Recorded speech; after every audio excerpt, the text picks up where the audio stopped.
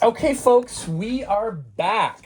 This might have to be a double review. We're only going to tackle the first film because I haven't watched the second one yet. This movie was out of print for over 20 years. In 2005, they finally cleared up all the legal ramifications surrounding this particular film, directed by William Wellman, and a restored and remastered DVD copy was released in a John Wayne film collection. Once again, William Wellman, 1953, Island in the Sky. This is what we're going to be reviewing right now. It has got a 109-minute runtime. That is an adaptation of a 1943 novel of the same name, written by prolific novelist and pilot in his own right, Ernest K. Gann. And the next film in the series, directed by William Wellman as well, would be another John Wayne film, The High and the Mighty, which we'll review at a later date. I got these months ago, and I'm just now getting around to watching the first film. This is a black and white movie in the 4:3 aspect ratio. It was filmed in Truckee, California, in the Sierra Mountain range around Donner Lake. Interesting fact, the Department of Forestry even clear-cut a large swath of land so they could ran the McDonnell Douglas Constellation, is it Constellation 47s? Corsair 47s. Sorry, my notes are not great. This movie had a $967,000 budget and went on to gross almost $3 million at the box office. This is an out-of-character John Wayne acting part. Usually he played very machismo guys, and this is a very powerful performance, showing that he was more than just an action actor. He has a lot of raw emotion in this film, and is probably one of the better and powerful John Wayne performances. I don't know. It was one of the better films that I've seen in the last several months. Beautiful black and white.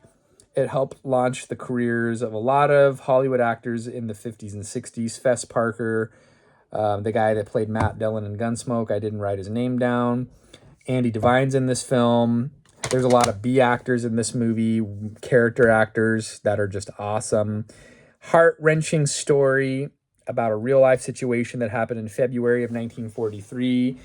And Ernest Gann was part of the search party where Army Air Corps plane with 15 servicemen would crash land in northern Quebec in the frigid tundra of Canada, 70 below temperatures, and they would face perilous times as they would have to survive. One of my favorite, I don't know if you call it a game show, one of my favorite shows where you win a prize, and they had it on Netflix for a while, and I believe it was a History Channel program. It's called Alone.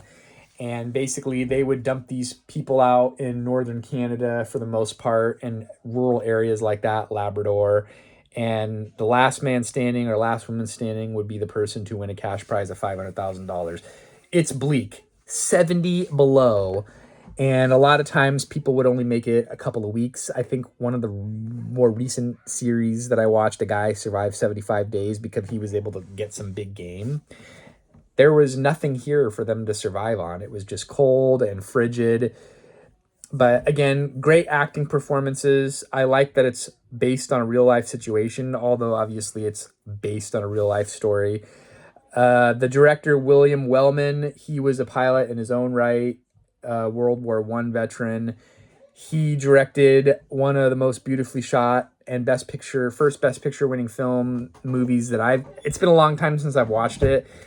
Wings. He directed Wings, 1927, and that was the film that helped launch Gary Cooper's career, and Clara Bow is the love interest in that film. Great film. I think it's public domain. You could watch it for free on YouTube. It's out there.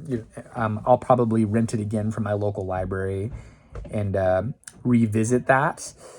Yeah, it's just a powerful film. I like the black and white. I like anything aviation related, especially with these older. It's just crazy to see how far we've come in avionics.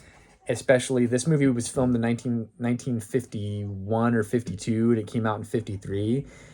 and then it was forgotten about, with trademarks being fought over. And this particular version has a really cool documentary with Leonard Maltin and a lot of people that were affiliated with the film. So this is awesome. Highly recommend it. I'm a 5 out of 5, a rare Corey 5 out of 5. I love anything John Wayne. Love aviation related films, World War II era films. I love survival films, survivor stories. This is proving to me that a lot of times these older movies do not hold up with the modern audience. The Rotten Tomatoes score critic average is 86%, which is great.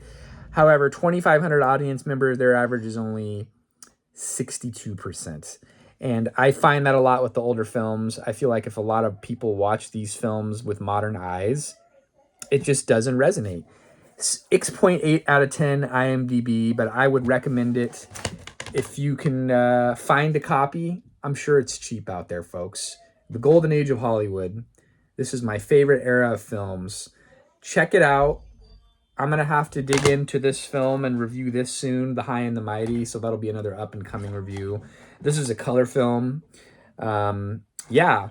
And I also have another William Wellman movie on the shelf that I have not watched. I have Public Enemy with James Cagney, 1931. So I'm going to have to dig deeper into the William Wellman catalog of motion pictures, because he was one of those prolific Hollywood directors from the early days of cinema. And I'm rambling on, and I am nothing without my wife here to help carry the burden of reviews. And these are probably my least watched videos, but if I could recommend a flick and someone just stumbles upon the channel and they're looking for something to watch, Island in the Sky, definitely a recommendation. Until next time, thanks for watching.